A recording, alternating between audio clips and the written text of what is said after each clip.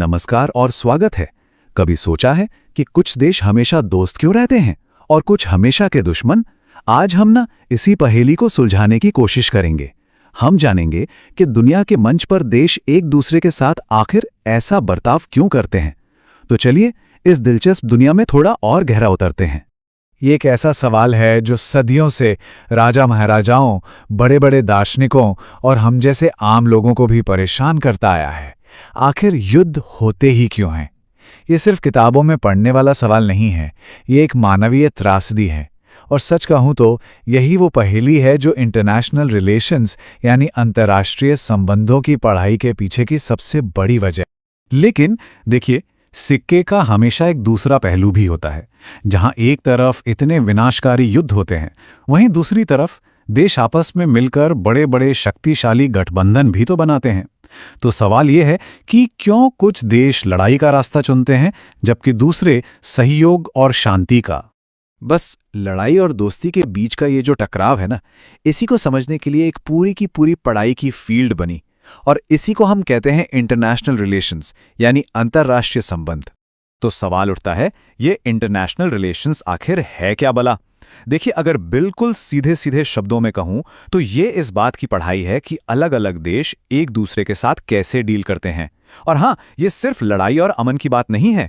इसमें trade deals, economic crisis, climate change से निपटने की कोशिशें, आतंकवाद, इन जैसी बड़ी बड़ी ग्लोबल चुनौतियों की पढ़ाई भी शामिल है।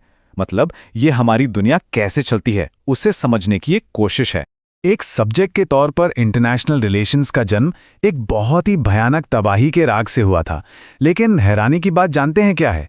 इसकी शुरुआत हुई थी एक बहुत ही उम्मीद भरे, एक बहुत ही आशावादी मिशन के साथ। साल था 1919। ये एक बहुत ही अहम मोड़ था। पहले विश्व युद्ध की भयानक तबाही ने लाखों लोगों की जान ले ली थी और पूरे के पूरे महाद्वीप बर्बाद हो गए थे। इस तबाही को देखने के बाद दुनिया भर के लोगों ने सोचना शुरू किया कि भाई, भविष्य में ऐसे युद्धों को रोका कैसे जाए। बस इसी सोच ने इस पढ़ाई की नींव रखी, और इसी सोच से निकलकर आई पहली बड़ी थियरी, आइडियलिज्म यानी आदर्शवाद।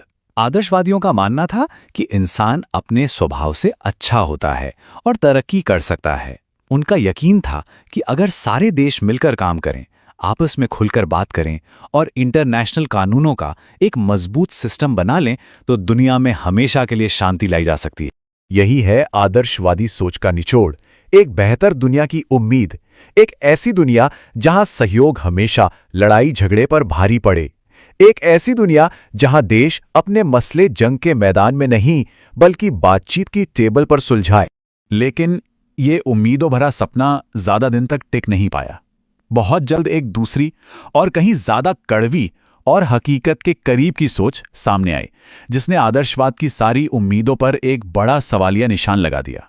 तो अब हमारे सामने है विचारों की एक जबरदस्त टक्कर। एक तरफ है आदर्शवाद जो सहयोग, नैतिकता और इंटरनेशनल कानून में यकीन रखता है, और दूसरी तरफ है यथार्थवाद जिसका कहना है कि दुनिया का असली खेल तो पावर का है, अपने देश के फायदे का है और अपनी मौजूदगी बचाए रखने की लड़ाई का है। यथार्थवादियों का मानना है कि इंटरनेशनल सिस्टम में न एक तरह की अराजकता है।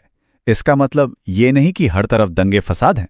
इसका मतलब है कि दुनिया में कोई एक वर्ल्ड गवर्नमेंट नहीं है जो देशों को कंट्रोल कर सके। इसलिए हर देश को अपनी सुरक्षा की जिम्मेदारी खुद उठानी पड़ती है, और इसके लिए वो हमेशा अपनी ताकत बढ़ाने की कोशिश करते हैं और सबसे पहले अपना फायदा देखते हैं। और बस इसी वजह से देशों के बीच टकराव होना एक नॉर्मल बात है। और फिर इतिहास ने बहुत जल्द यथार्थवादियों की बात पर मोहर लगा दी, जब आदर्शवादियों का बनाया हुआ लीग ऑफ नेशंस शांति कायम रखने में बुरी तरह फेल हो गया और दुनिया एक और पहले से भी ज्यादा भयानक दूसरे विश्व युद्ध की आग में झुलस गई। तब यथार्थवादी सोच को जबरदस्त ताकत मिली। ऐसा लगा मानो कड़वी हकीकत ने आदर्शवाद के खूबसूरत सपने को तोड़कर रख दिया। तो क्या दुनिया को समझने के सिर्फ यही दो रास्ते हैं?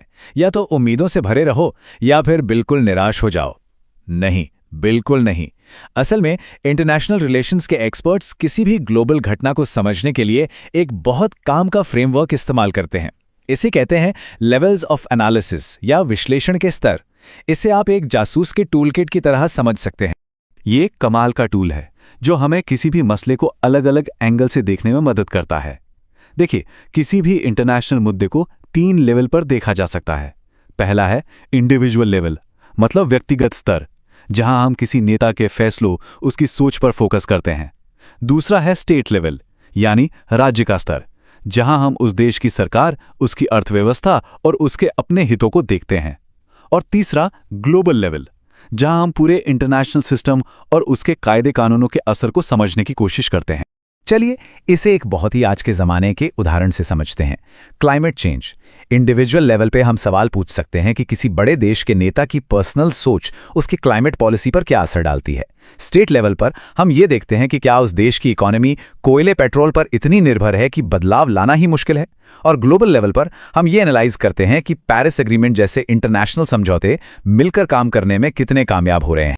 आदर्शवाद और यथार्थवाद के बीच की ये जो बड़ी बहस थी ना, वो तो बस कहानी की शुरुआत थी, क्योंकि जैसे जैसे दुनिया बदली, इंटरनेशनल रिलेशंस की फील्ड भी बदली और नए एकदम क्रांतिकारी विचारों ने पुरानी थियोरीज को खुली चुनौती दी। दूसरे विश्व युद्ध के बाद यथार्थवाद का ही बोलबाला था, लगभग सब उसी को मानते थे। लेकिन 1960 आते आते दुनिया बदल रही थी।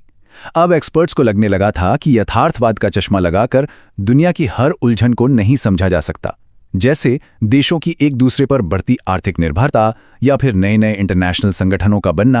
आलोचकों का कहना था कि भाई, यथार्थवाद दुनिया को बस एक शतरंज की बिसात की तरह देखता है, जहां सिर्फ देश ही खिलाड़ी हैं और सबका एक ही मकसद है पावर हासिल करना। लेकिन ये तस्वीर तो अधूरी है।